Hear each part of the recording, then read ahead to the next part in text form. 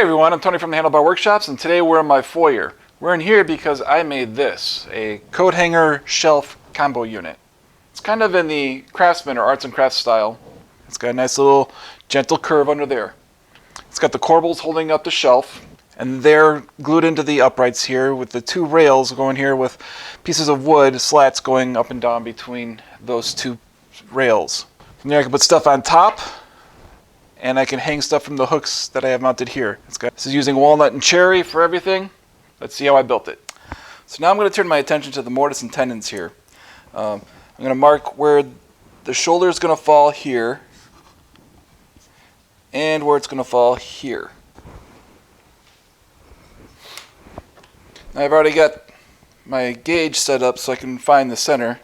Then I can just go right in between from that line all the way down and that line all the way top, because they won't be seen down here between those two lines. Do the same thing. I've already got this one marked. So go here and then go here. I'm just going to do a 1/4 inch mortise, 1/4 inch on each side, so 1/4 inch at the top here too, and the bottom.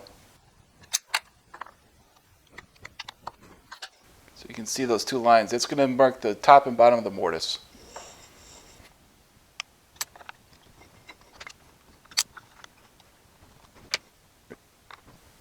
In many other cases, you've probably seen me do this with a router, but because these are so small, I'm just going to hog out as much as I can with the drill bit and then go back in with a chisel and clean everything up. So I've got it set to go down 3/4 of an inch into there. I've got my lines right here, so I can just drill them out.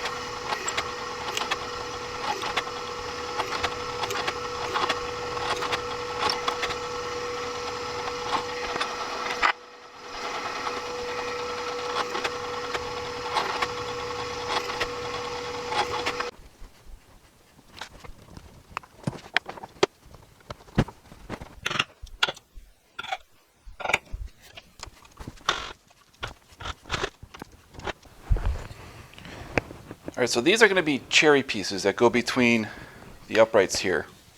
I've got 18 inches between here, and these should be 3/4 of an inch deep.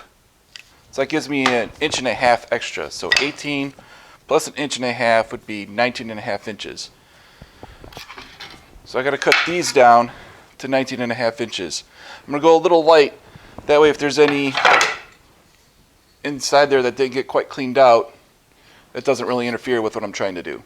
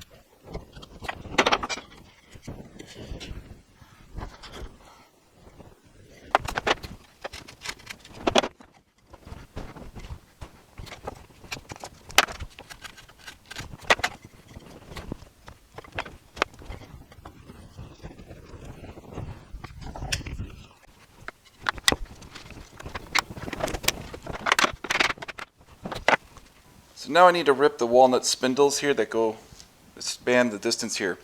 You can see from my drawing here they're 1.5 inches wide, but they're only going to be a 1/2 inch thick because I want some dimensionality here with the 3/4 inch frame.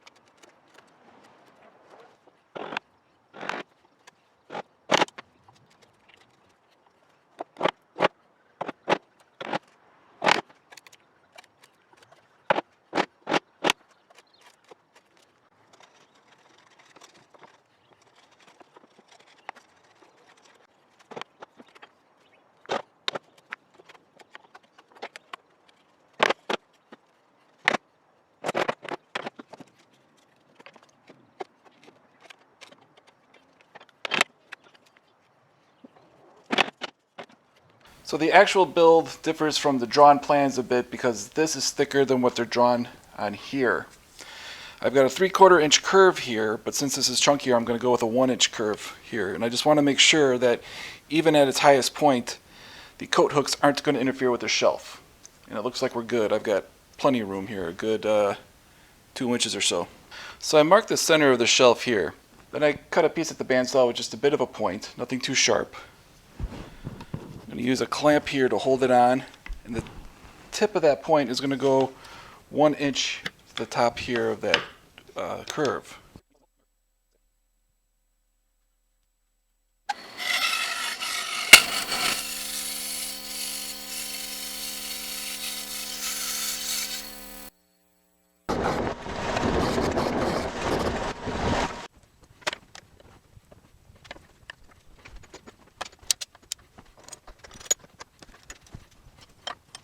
So now I got to start working on the corbels. This is a 1/2 inch piece of cherry. I'm just going to draw down the sides so I can mark out my corbels. My plans have it marked at 4 inches here, so I just draw 4 inches here, So this is what I have to work with. I don't need to go this full 3 inches here. I can cut it down to whatever size I feel I need. But I'm gonna see what works out. I got some circle templates here to play with and see what we get.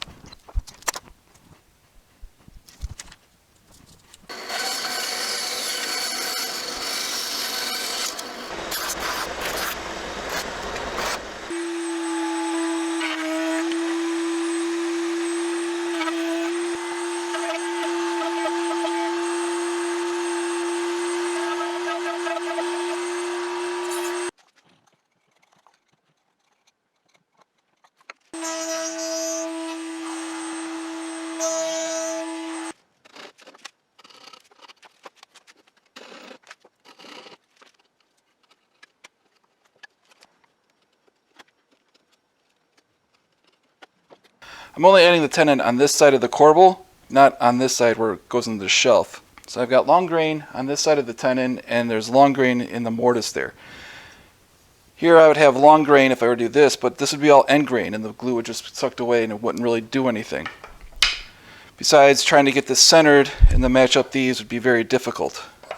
Instead, I'm just going to glue along the top and glue the shelf directly to the back here, and these are going to be left free-flowing underneath the shelf here. That allows for some movement, seasonal movement here of the wood as the shelf expands and contracts. I'm not really worried about the shelf falling off. This glue will be strong enough to keep it where it needs to be. These just need to support it so it doesn't tip over. It's a small shelf, so it's not going to hold much weight.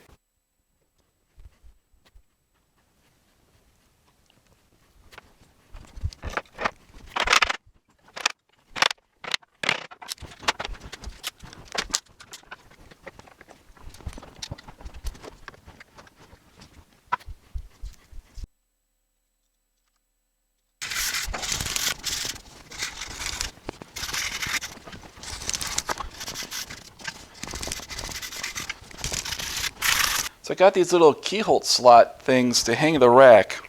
I'm going to use a depth gauge here, marking gauge, and I'm going to mark where I want those screws to go in at. That way I can line those up with the center of the screw holes there. So now I want my screws to be at a certain length apart. I think in this case I'm going to go with 19.5 inches. So that way I know when I go to install this on the wall, it's not going to be something like a 19 5/8.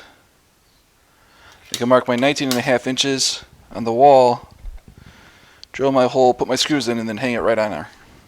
Now they may not be the same distance. Well, they are. If they weren't the same distance, I would just have to adjust this. It's not crucial that we get them equidistant from the edges or anything like that. We just want it to be a nice round number that's easy to remember. And I'll actually write it on the back here. Now this is all sanded and everything, so I know. So now whenever I go to hang this up again, I know exactly what to measure. The screws aren't exactly in the center, but I'm going to cut this at the center anyway. It'll raise it up just a couple 16ths of an inch. It won't be a big deal. But I want to make sure that these are both at the same spot so that way I can get to hang levelly.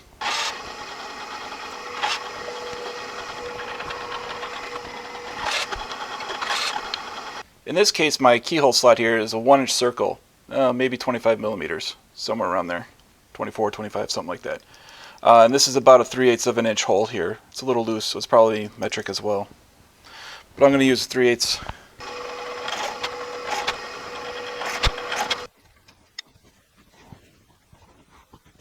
So I'm just going to use a chisel to get rid of some of that, like figure 8, the corners here where the two circles meet.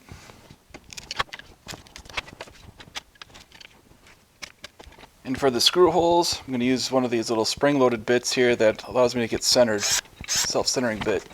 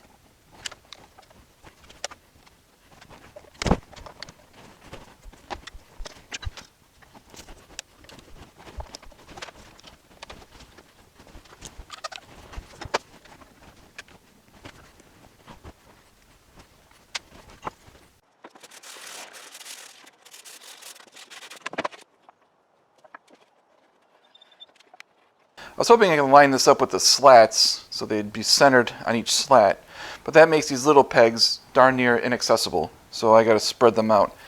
That means I got to do math, so I'll be back in a bit. So since the coat hanger was not made in the US, these are metric spaced here.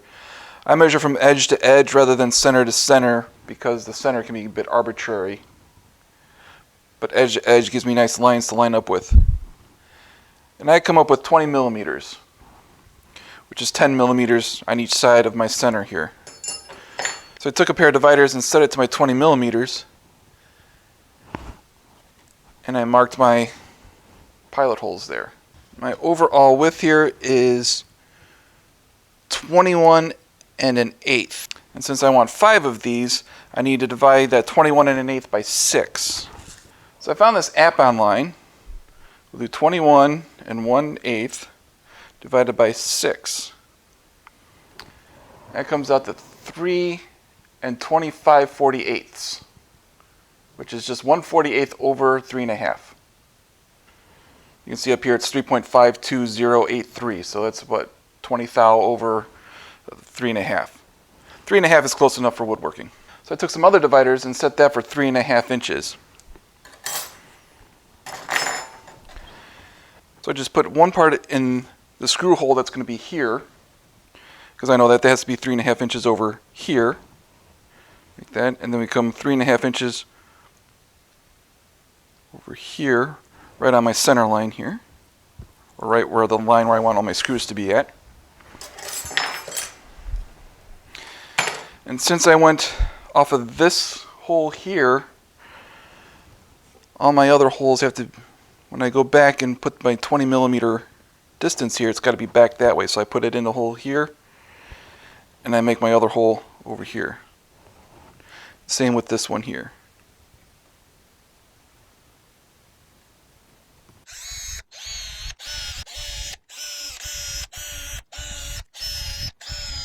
All right, before I put any actual finish on here, I'm going to use some mineral spirits and put it along my glue lines, make sure I've got all the glue cleaned up before I put the actual finish on.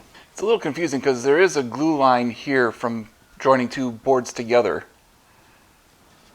But yeah, it looks like I cleaned up all the glue pretty good. I don't see any splotches or anything on there. So I'm ready for the finish.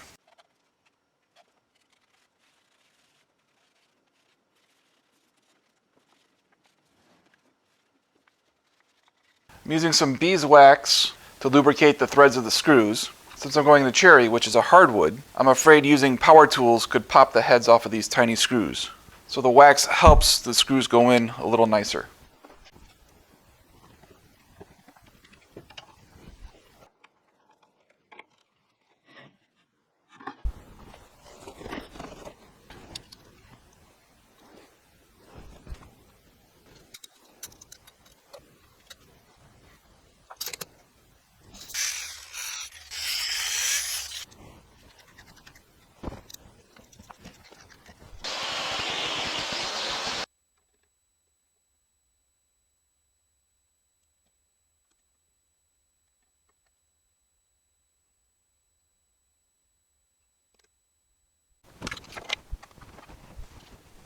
So that's it. It's installed. It's working. I've been using it for a couple months now. Works perfectly. Be sure to give me a thumbs up and leave a comment down below and subscribe and hit the little button. It helps the channel out a lot. And thanks for watching. I'll see you on the next one.